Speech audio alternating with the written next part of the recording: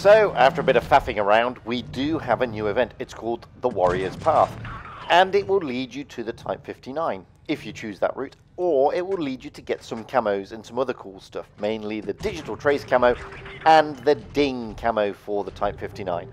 But, is it doable, and is it worth it?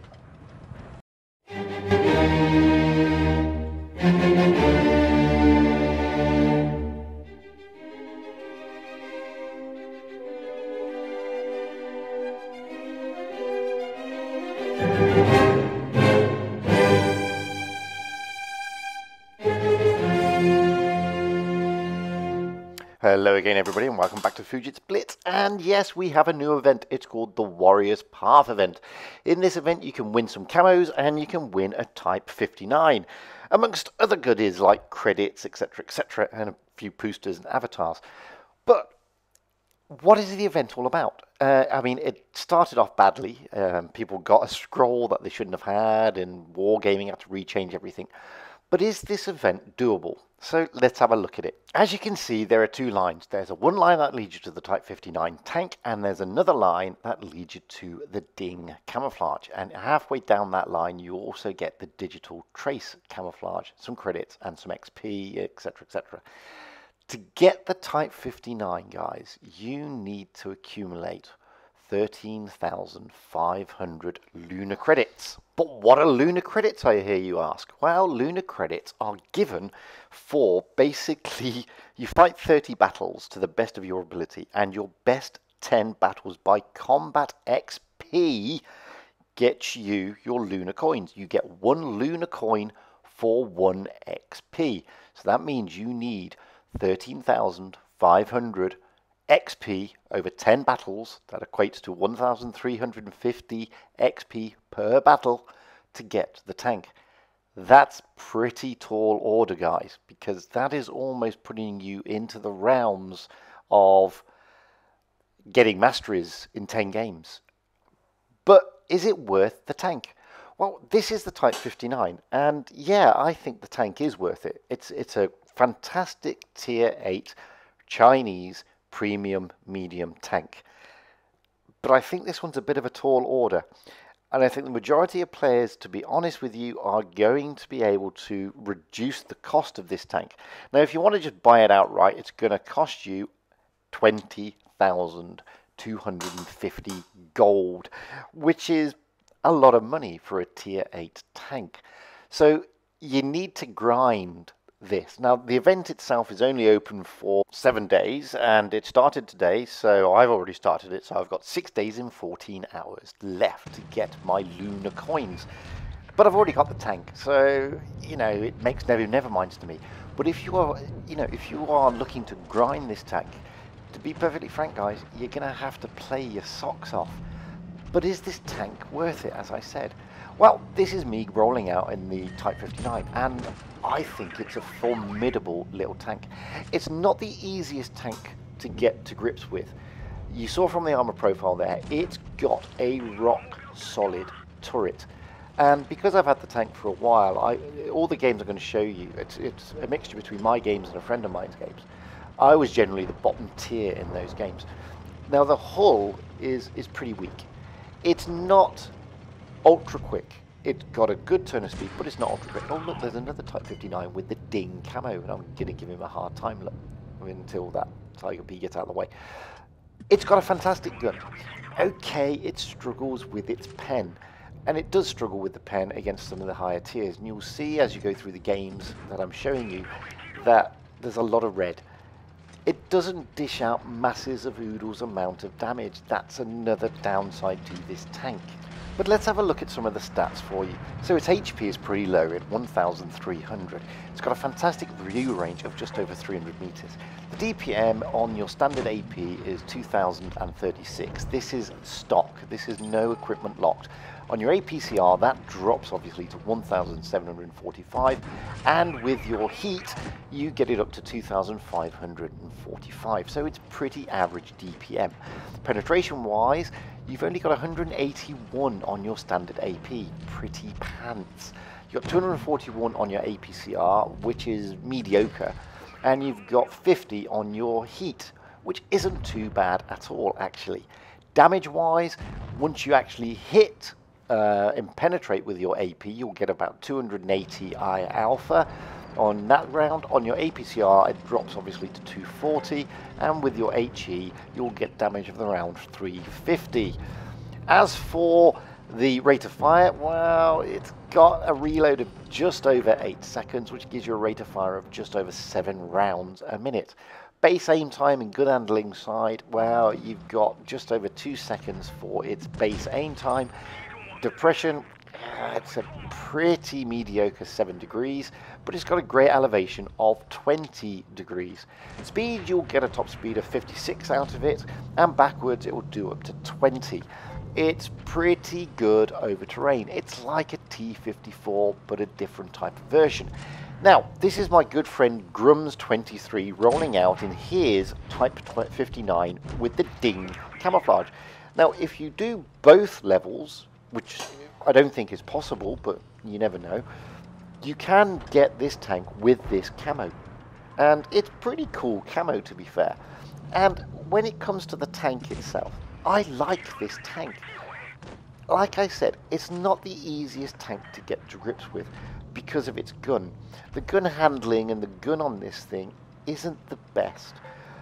If you stick it hull down like you should be doing, because it's like a T-54 variant realistically, then, you know, the turret is rock solid, and you are going to be, it's going to be a struggle for anybody to pen you. As you see there, though, as soon as you go out in the open, that bottom hull, everybody's going to pen it. This is where it's a struggle. If you overextend on this thing, you're in a world of pain. But if you play it correctly, then you can do what Grums is doing here. I mean, he's already dished out 1,000 odd damage. It's not the biggest damage machine in the game, especially not at tier 8. But don't forget, the T62A, the Object 140, and the T54 variants, they don't have massive alpha guns either for their tiers. The only difficulty I have with this one is it doesn't have a massive alpha gun, but it has a very slow reload as well. When you see here, I mean, it's got just over 8 seconds. It's pretty long, to be fair. It could be a little bit better to counteract the fact that obviously, you know, it's not dishing out massive oodles of damage, but that detracts from it. I mean, it's a good credit earner. It's a nice tank to drive. Okay, it's a little bit slower than the T-54, and the handling seems a little bit ropier. It seems a bit sluggish, but once you get used to that, it's a beautiful tank to drive. It's a very nice, true tier 8 medium. And, you know, Grums here has done 2,100 odd damage. He's taken 2 kills. He's been relatively in the thick of the action. He's lost half his hit points, but he's done really well. He didn't cap the base, but he spotted most people up. There you go there. He's got his patrol duty. He's got a second class, 2,458 in damage. Quite a nice amount of credits. He got 103,000. That's a good credit earner at the end of the day. And this is what you're looking for in a premium. You're looking for a tank that's going to grind you credits. This was me rolling out of it earlier today on Desert Sands. I like it, as I said. I mean, it's a nice tank once you get the hang of it. Clearly, a lot of people have rolled out in it. I mean, it's been pretty difficult for both Grums and myself to get a mastery on this thing. The bar's obviously set relatively high today. Oh, look at that massive bounce from I think that was a T-49, actually. That just tried to put a massive roll of heat into the back of me. But it's a good runner. It's a nice tank. And, okay, if you've got the T-54 Mod 1 or the T-54 Lightweight, it's a similar type of tank. The difference being, you know, it's got a bit more about it. It's a nice little Chinese medium. And I know a lot of people struggle in this tank, and I know a lot of other people turn around and say it's fantastic. And I think it falls into this, you either love it, or it's like Marmite. You either love it or you hate it. There's no in-between, realistically. It's not a tank that you can turn around and say, well, you know, it's okay. You either like it or you don't. But I find that with a lot of these sort of type of mediums, the T62A is similar. The T54 is similar. You either love it or you hate it. But once you get so used to it, you can do things like this. I mean, you can just plonk it behind a dead tank that I killed earlier and farm damage. And, you know, it's fantastic. You will bounce. You will bounce things if you stick it and hold down. Unfortunately, there's not many places to hold down here, other than me trying to side scrape off a dead E75, which is okay. The only criticism I can think of is nothing to do with the tank. It's to do with the actual event. I think, personally, the event is almost out of reach for most people, to be perfectly frank with you. To get 1,350 XP over 10 games, well, it's over 30 games, and that's your best 10 games, is a pretty tall order, to be fair. And I think a lot of people are going to fall short. And if you really do want this tank, then you need to consider that you may have to drop some gold. And my advice to you is this: 20,000 gold is too much for this tank. Grind away, do the event, because why not? Get it down to a reasonable amount. If you have to drop 2,000 gold on a tank like this, guys, it's worth it. It really is. Even if you have to, say, drop 5,000 gold, it's still worth it. It's a good, all-round, pretty mean tier 8 premium tank, and it will grind you some nice credits. It's a no-brainer as far as I'm concerned. You know, you may not win the tank outright unless you're a really good player and you have absolutely amazing games over the next 30 games. But what you will do, you will do enough to take the credits to a reasonable amount for you to purchase the tank, and that's what I would suggest you look at. Don't go out there being all disappointed, thinking that, you know, oh, I want to win the tank, but it's almost impossible. Don't worry about it. The idea being, you know, okay, sometimes wargaming do these type of events, and it's pretty difficult to get things to 3. When they did Mad Games, the Gravedigger was pretty tough to get for free, but the Scavenger wasn't. Now, in this one, you've got a choice. A lot of people already have the Type 59, but they don't have the camos, so they're saving 4,000 gold on buying camo, which is not bad, because you could probably get the camos gratis here. You don't really need to do too much. Taking that into account, if you can grind this down with your lunar coins to get the tank for around 4,000, guys, that's a winner. You're getting a tier 8 tank for next to nothing, realistically. But it's your call. All I'm saying is, don't go into this with your eyes open. Go into this thinking it's going to be pretty tough. It's a pretty tall order to get this tank for gratis. It really, really is. So save yourself the disappointment now.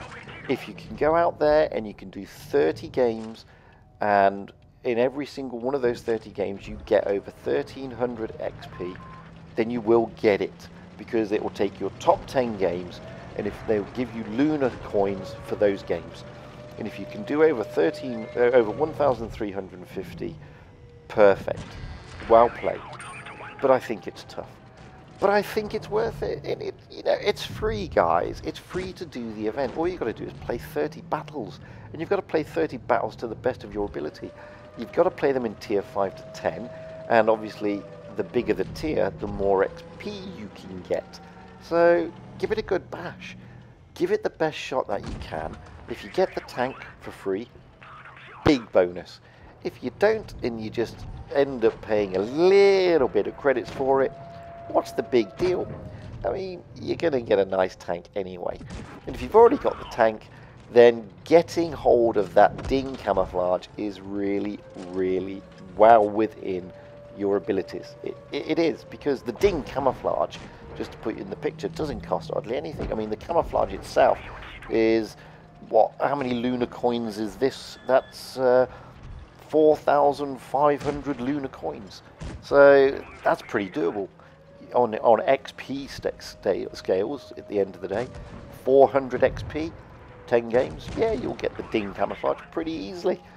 It's just the tank that's pretty difficult, with, you know, getting 13,500.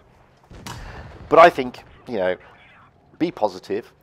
It's well within people's capabilities to have these big number games. You've got 30 games to do it in. To be honest with you, in the write-up, Wargaming do tell you, be careful here. Go out there when you're only ready to go out there and do your best. A lot of it counts for ratings battles, supremacy, etc., etc. You don't get any additional experience, however, for premium account boosters, ×2, ×3, or ×5 bonuses. It is just standard XP, guys. So simple as that. But it's an interesting event. I'm looking forward to it. Like I said, I've already got the tank, so I'm going to aim for the ding camouflage because I'm a tight ass and I refuse to spend 2,250 gold on a camouflage. That's just me. Unless it was like absolutely super shit hot, which, you know, none of them really are in my opinion. But anyway, the event is now live, guys. So for those of you who are aiming to get the tank, best of luck. Put your best foot forward, and I really hope you achieve your aim. For those of you who've already got the tank but you haven't got the camo, same goes to you as well. I'd like to do a big shout out to my clan mate and good friend Grums23 for kindly assisting me on doing this video by supplying some replays, and the mastery eluded him as it did me. And until next time, by all means, send stuff through to fujitsblitz@gmail.com, press subscribe, and until the next time, stay safe out there, have fun, and happy tanking, because that's what it's all about, guys. Fun and happiness.